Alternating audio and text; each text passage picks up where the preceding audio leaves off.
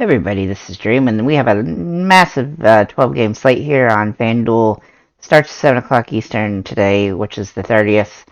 This slate is really solid. I think we got a lot of good teams that are stackable. We have quite a few decent pitchers to choose from today. Some are in better situations than others, but obviously on FanDuel you only need one. And so we definitely have plenty of good choices. And we got some guys that are a little bit less expensive too, so from that perspective. As far as teams that you're going to want to stack, Texas looks really solid. Philadelphia looks solid. The Dodgers look solid. Let's see here. Angels a little bit. Yankees a little bit.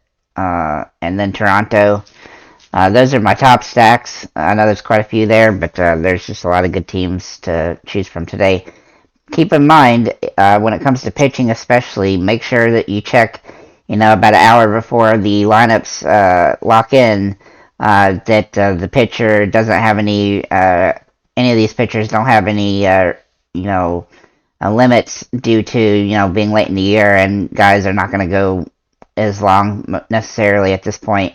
There's definitely a couple of pitchers I do worry about that a little bit, and then there's some others that don't as much, so just make sure to check in on those things, because it's hard to, it's about 12 hours ahead of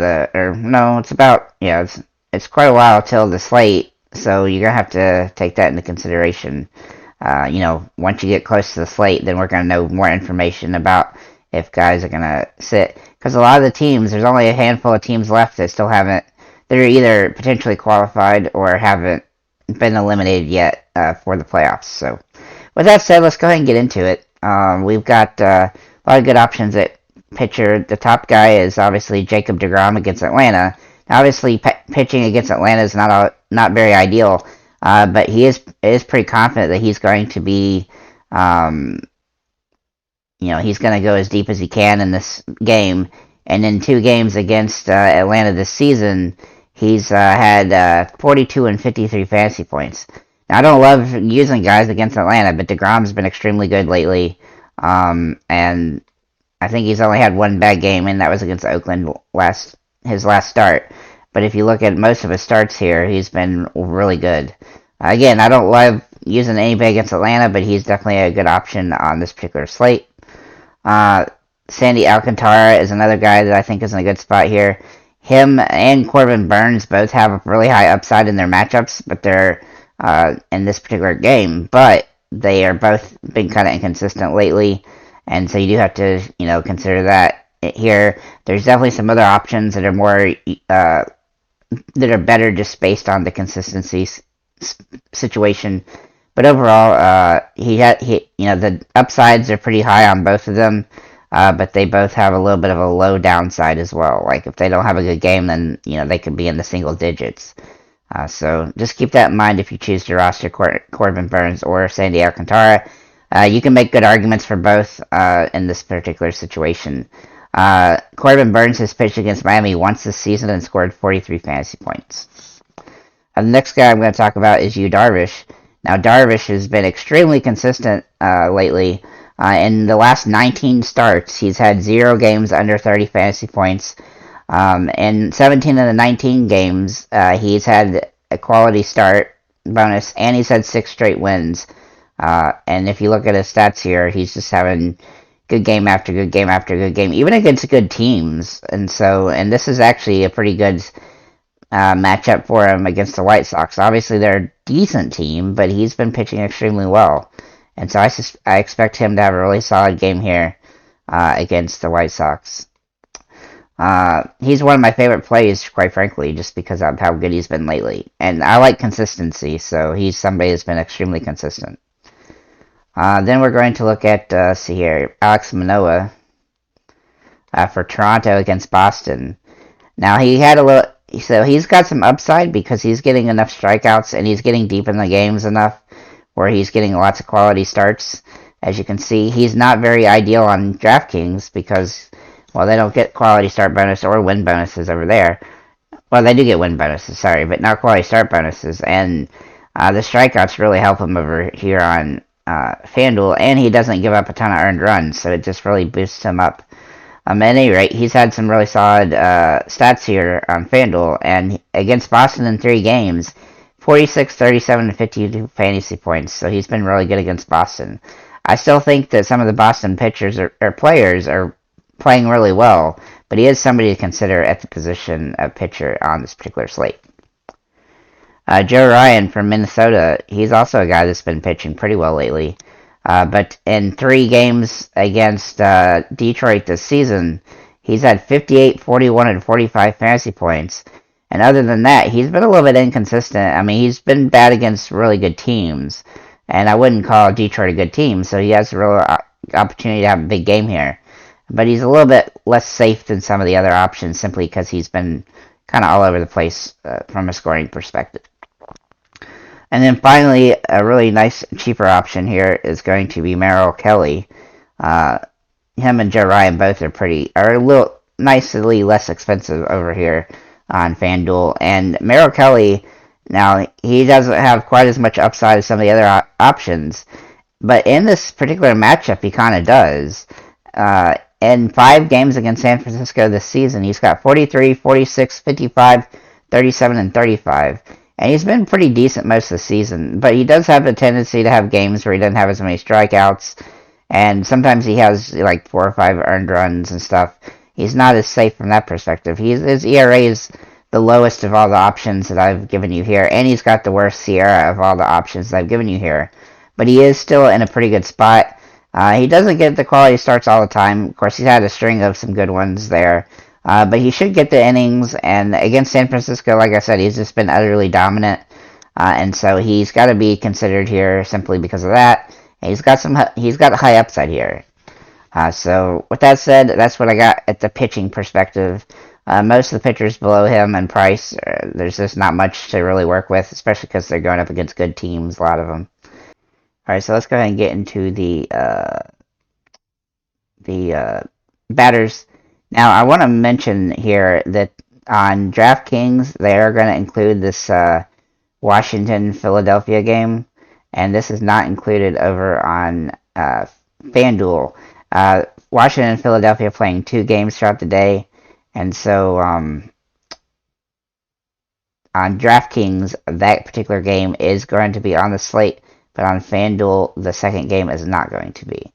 So there's no Washington and Philadelphia on FanDuel, so just keep that in mind when you're looking at the videos for each of the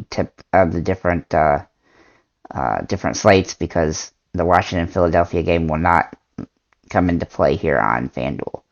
So with that said, let's go and get into the first and second baseman, catcher and first baseman situations. First of all, we got Freddie Freeman, who's averaging about 11 fantasy points a game. He has been kind of sick the last couple of games, but he's actually hitting the ball well anyway, so that's a good thing, and he's somebody definitely like on this particular slate. Vlad Jr. is an early plus matchup here against Boston, against Pivetta, a guy I really love to target, and he definitely has home run potential in this particular one. Then Will Smith, who just hit a home run for the Dodgers today, or in yesterday's game rather. He's had a couple of really good games lately. He's a little bit boomer bust, but his price makes him pretty nice. And then we look at Pete Alonso at $4,200. Obviously pretty expensive, but he's been really good lately, and he's really good against Max Fried, or at least pretty good against Max Fried. And he's somebody I think is, obviously there's plenty of options against bad pitching, but he's somebody you could use if you want to target Fried. And then, now, there's a discrepancy here on FanDuel about who the pitcher is for Baltimore, but they're saying Austin Voth, but MLB.com is saying Jordan Lyles. Obviously, Jordan Lyles is worse than Voth, but they're both not very good, so I definitely like the Yankees against either pitcher. And then Nate Lowe, he's another guy that's who's got a pitcher that we can't really be certain about, because on FanDuel it's saying Reed Detmers, and on MLB.com it's saying Tucker Davidson. If it is Tucker Davidson, it definitely makes Texas more appealing, but they're still pretty appealing against Detmers, but they're a little bit less against him. But I still like Nate Lowe in this situation. He also hit a home run today, and so I think he's in a really good spot for this particular matchup. At second base, we have Marcus Semien for Texas as well. He's averaging 9.8 fantasy points a game over here, and he's been having some really boomer bust scores as of late. Max Muncy is a guy who you can actually load up at second or third base, and he's been playing really solid lately. He had a couple of bad games there, but other than that, he's had a lot of 9 or 10 plus fantasy point games, plus some home runs and stuff. So I really like him in this particular situation, and his price is nice too, so you can save money with him. Jose Altuve for Houston's in a really good spot against Rasmussen. He's had some extremely massive games, and I think this is a type of situation where there's not a lot of guys on Houston I love today because of the matchup, but he is one of them. Cronenworth for San Diego is a guy I really like here against the White Sox. San Diego, he is a little bit boomer bust, but he is hitting the ball pretty decently as of late, and so I think he's in a good spot. Gabby Torres is one of my favorite options for the Yankees against Baltimore. He's just been hitting the ball extremely well lately, and as the Yankees are going well, he's doing good as well. Then we look at Drury for San Diego. He's another guy that's hitting the ball very well lately. He's a little bit boomer bust too, but he's been getting hits in I think 5 or 6 straight games, and so I really like him in this matchup against the White Sox. And then Whit Merrifield for the Toronto against Boston. Another guy I love to utilize against a bad pitcher is Whit Merrifield, who's been hitting the ball extremely well lately. Extremely boomer bust, but his price point makes him rosterable. Rafael Devers at third base is a guy I really like. He's been extremely good lately, just having good game after good game. Now he is kind of due for a home run. It's been like 9 or 10 games, and so if he can hit one here, this would be a great situation for him to do so. Jose Ramirez for Cleveland is also in a good spot against Brady Singer. Now, Singer's a decent pitcher, but Jose Ramirez has been good against him in the past, and so I really like him in this particular matchup. Then Manny Machado for the San Diego. Obviously, his price is really expensive now, but he's whatever slump he was in for a little while, he's out of it, and he's hitting the ball extremely well. It's a nice plus matchup for him. Josh Jung is a guy that I like right now. He went through a little bit of a rut, but he's actually back at it. He's had some really massive games, including a 2-home run game the other day, and I really like him to continue to hit the ball pretty well. Eugenio Suarez for Seattle is actually averaging almost 17 fantasy points a game lately. He's been super solid late, and Seattle is trying to get into the wild card, so he's somebody that's going to have to play really good in order to get them there, and his price is pretty inexpensive for his production as well. Josh Donaldson is just too cheap for his potential production here. He's had some really solid games lately. He had a couple off games, but overall he's hitting the ball well, and the Yankees are starting to play a little bit better, and that's what you want to see for guys that you're rostering here on this particular slate. Matt Chapman is a guy that's hitting the ball kind of inconsistent lately. He's getting hits and scoring like 3 or 4 fantasy points. But he's kind of due to break out of that, and if he can break out of it here against Boston, which is a nice plus matchup for him, he'll really pay off because his price has come way down. Corey Seager for Texas, another guy I like here. He didn't play yesterday, but I think he might play today. He's been playing really good up until the last couple of games, so I look for him to be a good option at a pretty inexpensive price. Francisco Lindor does have a tough matchup against Fried, but he's been extremely good lately, and he is a little bit boomer bust, but I think he's in a good spot against Atlanta. If the Mets are able to get to Fried, he'll be one of the guys that do. Then we look at Bo Bichette, who is averaging 9 fantasy points a game for the last 10, but he's been extremely good against Pivetta in his career, and I think he's one of my favorite options on this particular slate. Obviously, he's a little bit expensive, but I think you can fit him in with plenty of other options available. Bobby Witt's been really good lately. He's in a nice plus matchup. He's been extremely consistent as in the last week or two, and so I think he's in a great spot. And then Carlos Correa for Minnesota against Detroit is in a good spot here. He's averaging about 9 fantasy points a game, and he's been playing pretty well. And then finally, Dylan Moore for Seattle, rather. He's been a little bit boomer bust, but he's been playing well, and he's pretty cheap. And so that definitely gives us an advantage in that position. In the outfielder situation, we have Juan Soto. That's $3,900 for San Diego. He's been hitting the ball extremely well lately, averaging a pretty good solid amount of points, and I really like him in this matchup. Excuse me. Ohtani. He's averaging 9 fantasy points a game the last 10. Obviously, he just pitched today, so he and almost had a no-hitter too, but he's been extremely good, and he's cheap for his potential production in this particular matchup. And then Mike Trout for the Angels. He's obviously more expensive, but he's been extremely good lately, and I really like what he's been doing. Let's see here. He's been extremely good lately, hitting home runs and stuff, and I look for him to have another solid game here. Aaron Judge has absolutely just been crushing the ball, and he's still trying to get a 60-second home run now. Finally got the home run the other day, and if you want to roster him, obviously he's going to cost you a ton of money. But if he hits home runs, then that's going to pay off for you here. Then we got Alvarez for Houston, who is day-to-day, but if he does play, then he's definitely going to be somebody I'm going to take a look at. He's been hitting the ball pretty well lately. He's had some really extremely massive games, having multiple home runs and stuff like that. Then we're going to look at Kyle Tucker for Houston as well, averaging 13 fantasy points a game. He's been hitting the ball pretty good, and I think he's a top option on this particular slate. And then Springer for Toronto, his price is too cheap for his production, $3,600. Having absolute massive games, home run potential in this situation. Then Mitch Haniger, who hit I think 2 home runs yesterday for Seattle, which isn't that game's not shown up here yet. But he's very boomer bust, but he's hitting the ball pretty well lately, and so I really like him on this particular slate.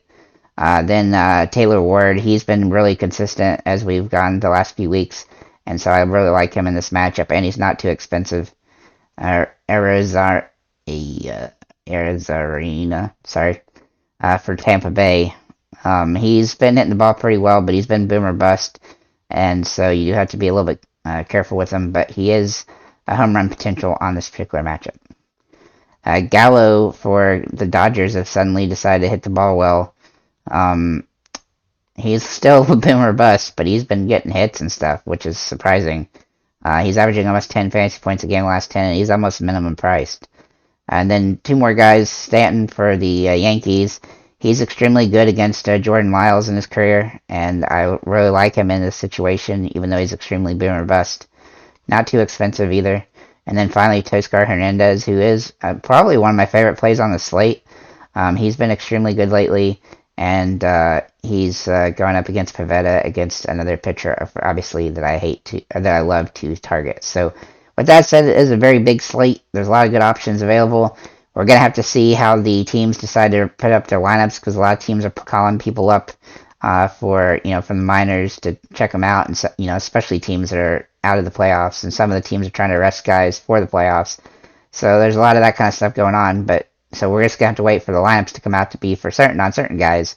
But overall, I think it's a really solid slate. I think scoring is going to be really high, because we got some really bad pitchers on the low end here, and then we got some really great good batters and good situations. So with that said, thank you guys for liking, commenting, and subscribing. If you have any comments or questions, feel free to leave them below in the comments. Make sure to like, comment, and subscribe, and have a nice day, guys.